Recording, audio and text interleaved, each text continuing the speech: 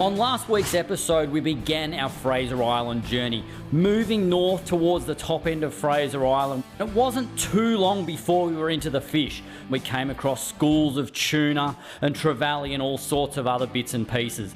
The day was hectic with fish on the bottom like big red emperor, more tuna, and a couple of firsts for both myself and Dane. For me, it was that beautiful diamond trevally, and for Dane, it was that pelagic species, the rainbow runner. We found them up on the top of Fraser and we were absolutely stoked. However, it's some of the things you don't expect that make these trips unbelievable. And for me, that close encounter with that big humpback whale and her calf was something that I will never, ever forget. Back to the fishing, there was plenty more fish before the day ended and we had a beautiful postcard sunset on the northern end of Fraser Island.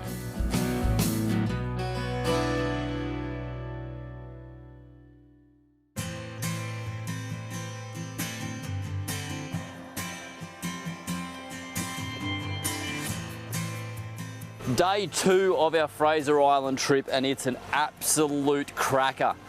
Today it's a little bit different, however more fish. What have you got planned for us, boys? Today we're actually going to head west out into the middle of the bay. We're going to go hit a reef system, so we're going to be dropping some plackies, maybe even jig up some live bait and put them down. Might mess with a few trout, Spanish, cobia, you never really know what it's going to throw up. So. Beautiful, so sort of like yesterday, variety is just endless. Yeah, definitely. Beautiful. That's the good thing about places like Fraser Island. The scenery, the camping and the fishing. And the amazing weather that we've got as well doesn't hurt. Let's go. Let's do it.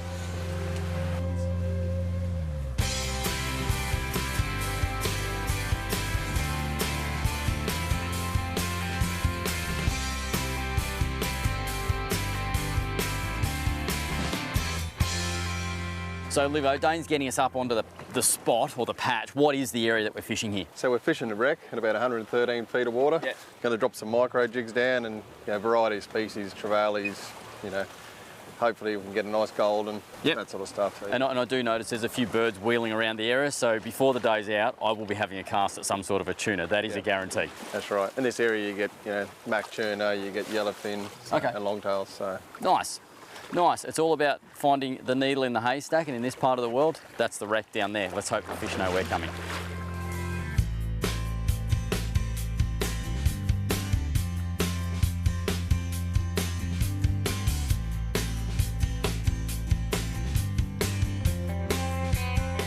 In this part of the world, I can't help but think that the stuff you're going to catch is either going to be really small or really big and you're going to struggle to stop it. But for now, I'll just warm up for the morning on these guys. Yeah, we're just coming over another good school.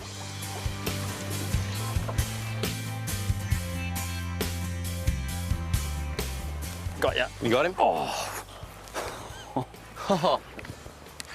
You're on. Clobbered again. Awesome, man. Oh, wow. That first hit was out of control. This doesn't feel anything like that first fish. But anyway, wowzers. That first bite was ridiculous. Just got to get these fish up away from the danger, being the reef below. It's not a real big fish, but anyway, yeah, look at that. That is not the first thing that bit that jig. In fact, I think something's bitten him under the throat there, although that looks like a bit of an old wound. Wow. It's one of the many trevally species that you find out in this part of the world. Just got to be super careful with these jigs because you've got a couple of sets of hooks in them. Pop those out. Get these, as always, I love my hook out gun because it keeps me further away from the hooks and teeth and things like that. There you go, you're out of here. We are back into fishing.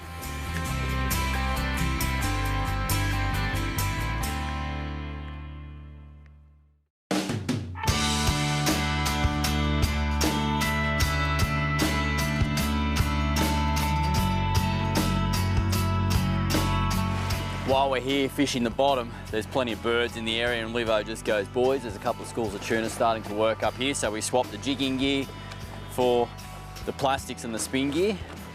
and we're going to work our way up onto these feeding tuna. Do you reckon there's a longtail in there? There's a couple of longies, yeah. Most of them are mac tuna, but there are a couple of bigger longtails in there. Just a matter of getting in position, working out which way the fish are feeding and being able to get your lure in the position of their feeding path to get a bite. No point sort of going the opposite way to what the fish are moving.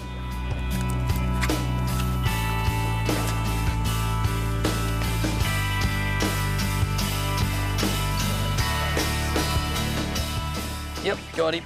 There we go. Come on, you gonna go or what? He's just trying to decide what he's doing here. I reckon he's got that stick bait wedged across the side of his mouth because he's done nothing and he can't swim properly. Loads of fun this is. Just a 6 kilo spin stick, Inspire 40 and 20-pound Black Magic rainbow braid, and you can catch so many fish around our country with stuff like this. He hasn't done a lot, this guy, just heaps and heaps of head shakes. Something's not right, the lure's stopping him from probably doing what he really wants to do. What have we got? What have we got? Is it a little longtail? Could be. I think it's a little longtail, boys. Oh, it's a little yellowfin. How good's that? The boys did say that we're a chance of the odd yellowfin out here. That is why you love catching tuna. When you think they're done, they're not. There we go. Just about done, I reckon, Levo. Yep. There we go. Now that is a jelly bean yellowfin tuna. Look at that. Beautiful fish, aren't they? On that X-Wrap long cast stick bait. Yellowfin tuna are just one of those fish. They're highly prized all around their world for their eating qualities, or if you're a fisherman, one of the prized game fish to catch. And it doesn't matter if they're 2 kilos like this guy or 100 kilos. They're just good fish. Eee. Pop those hooks out. There we go. Pop him back, yeah. All good. Now we're just about to go back up and do another drift. We had success on the previous drift, but we've come off the fish. As you can see, the sounder screen's clear through here. We've come off onto mud or whatever, and it's not holding the big fish. But if I backtrack back through here, and this is a great thing you can do on your Simrad unit, you can pull back 2 minutes of footage to be able to go, oh, that looked really good. I'm gonna go back, pin it, and then go and find the fish. But you can see through here, there's fish the whole way, but they're quite flat. They're laying down on the bottom, and yes, you can catch those fish. But what's really interesting, there's some big fish sitting up high here, but if I scroll back to there, look at that big high point of bait right through here. That is bait and big predators pushing up on those fish. And it's funny that that's where we got all the hookups on the jigs, because those fish were actively feeding. Once we came off it, no more bites. From this point here, I'm just going to put the cursor right on that red hot bit. We're going to mark it, go straight back up on the GPS, because that mark there is now on the GPS, and we are going to be bang smack on the fish that we were on last time.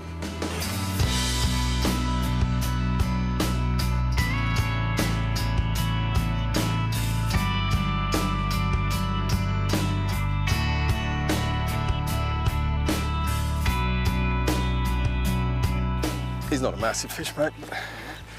First drop, that's not bad. Yeah. I'll take that any day.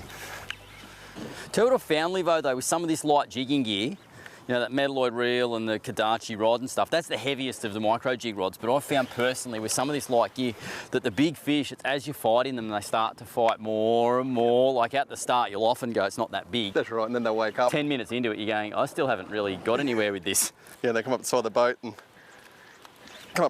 then they're like, no, we're not coming inside that. There we go. Double hook up. There we go. Triple hook up. Even the driver's on. It's hard to get a good skipper. Yeah, good skipper. You put it straight onto him. Yeah, it's trevally. Have you got a pair? You got a pair of trevally on there? Now that's just greedy. Now we were talking about the double hook. Oh, I just got steamrolled back to the bottom. I reckon this got sharked or something. It just got really heavy. Oh, hang on. Oh. We were talking yesterday, weren't we, about having double hooks and... That's crazy. Yeah, I'll get this out of the way and I'll give you a hand. That's pretty cool. Yeah, that's awesome. Yeah, I just got sharked and bit off and all sorts of stuff. Did you? I think that's a first for me on a micro jig, two trevally. All right, I'm going to lose one of them if I try and lift both, so I'm going to Let's see how we go here. Ready, set. Look at that. That's gold. That is magical. That is gold. Yeah. If you just shake that out of there. There we go, Livo. Well done, mate. Yeah, it's a first for me.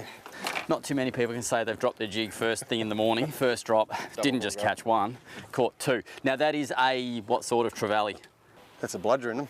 Little bludgers. Little bludger trevally, and as they'll get bigger, they'll get lots more of these spots, won't they? And they go hard when they're big. Yeah, and they get big too. So happy with that for a start. Let's pop them back. Yeah, that's gold. And see what else we can find. That is gold.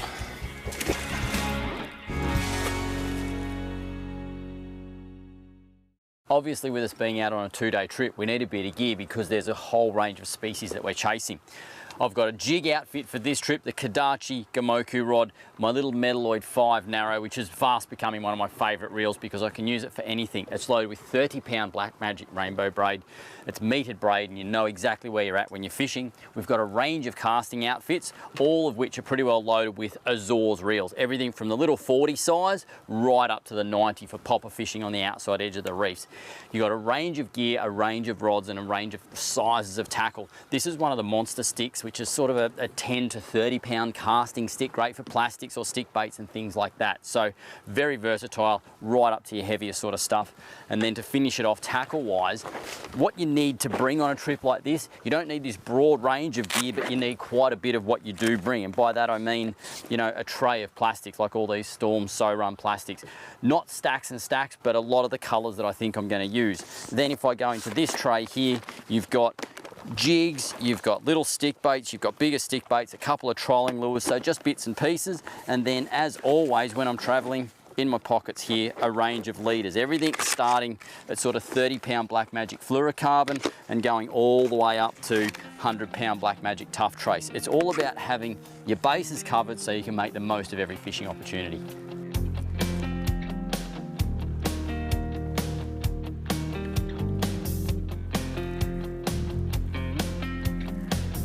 Was that a fast retrieve, Greg? No, they were real slow on the bottom. Just real slow pitch. I mean, you talk about slow pitch and all that sort of stuff. What it is, it's moving your jig super slow, and even rather than working the rod, as all Greg's doing, is turning the handle of the reel. Yep. Oh, and also tusk fish. Ooh, that's cool. Oh, nice, Livo. I don't know about you, Livo, but yeah, I've found on all these Gamoku jigs that even leaving them in the rod holder some days just smashes the fish. Like bare minimal movement, and it just works. Well, with the koi, because they're centre weighted, so as they fall, they flutter down. Yes, that's it's almost like a leaf falling out of a tree. And even for what we see, like we want to see the big flutter and movement, but a subtle little movement is often what it takes. Oh, you're quite the fisherman, Livo. Like you catch two at once on a jig, you catch the tusk fish in the back. Very impressive, mate. Look at that. Now that's on the side. Well done. Anyone can catch them in the mouth. Now, we'll just hold him up and show everyone. And these things are sensational eating, aren't they? I caught one in Coffs Harbour a few months back and just such good chewing. They're also called blue bone, Venus tuskfish. They've got a few names, but either way, they are sensational food. So this one's going to the ice slurry. Last night we had the red, tonight we're having a feast on this. Beautiful. I think there's enough there for me and Dane, but you better keep working there, Livo.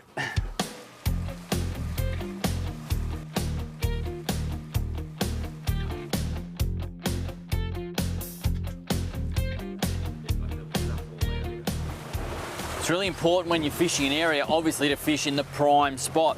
What we're doing here is just driving around, getting ourselves in position, working out where the fish are sitting on this patch of reef, because they'll sit on certain points where the current pushes in. But then from there, it's also a matter of doing just a dummy drift. You want to stop the boat and see which way you're going to drift, because the wind might be coming from that direction, but we could drift into it with the tide or the current, or we could slide on an angle.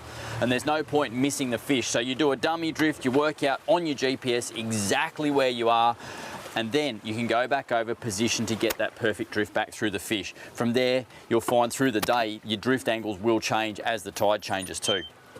Just going to swap to my spin stick for a minute.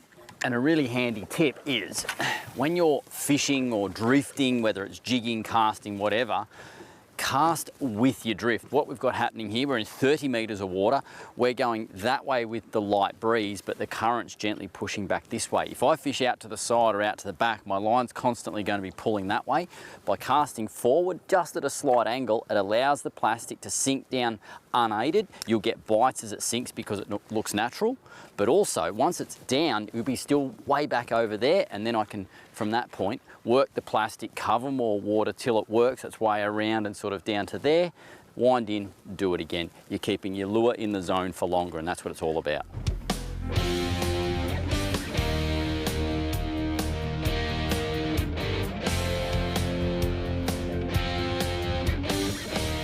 Look at that.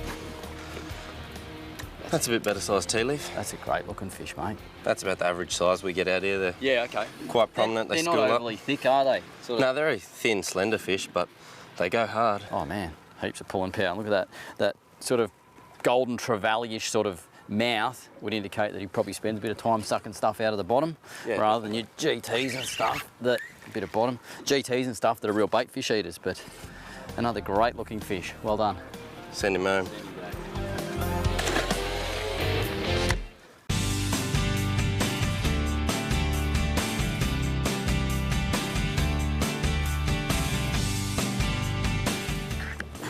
I'm on as well.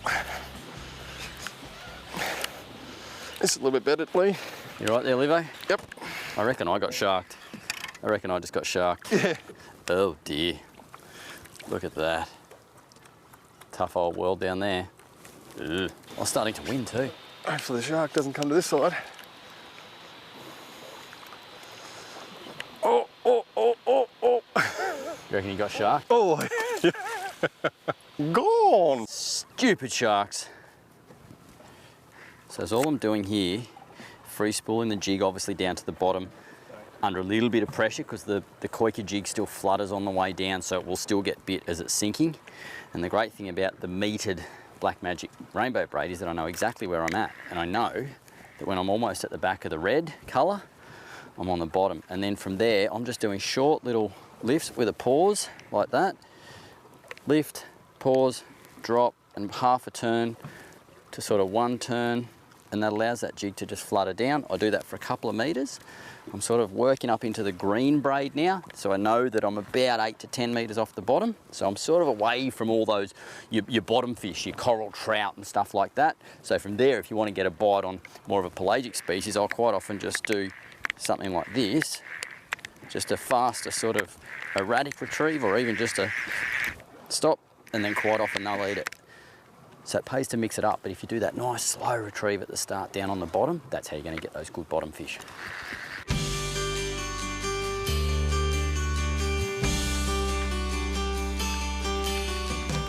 It's like a trevally, I reckon.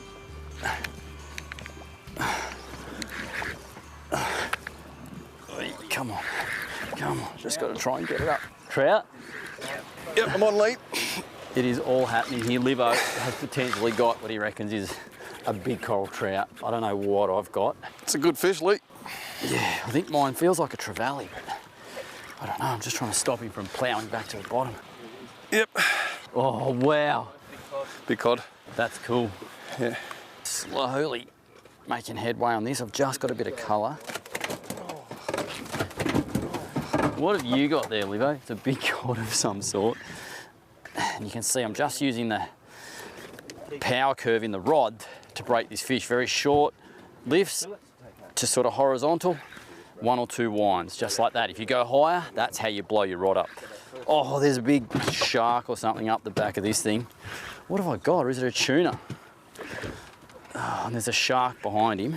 I think I've got a tuna, which is bizarre because this jig, let me tell you, was 2 foot off the bottom. Big Mac tuna. Oh, that's unexpected. And there's another tuna or something behind him. Fair old Mac tuna though. Look at that.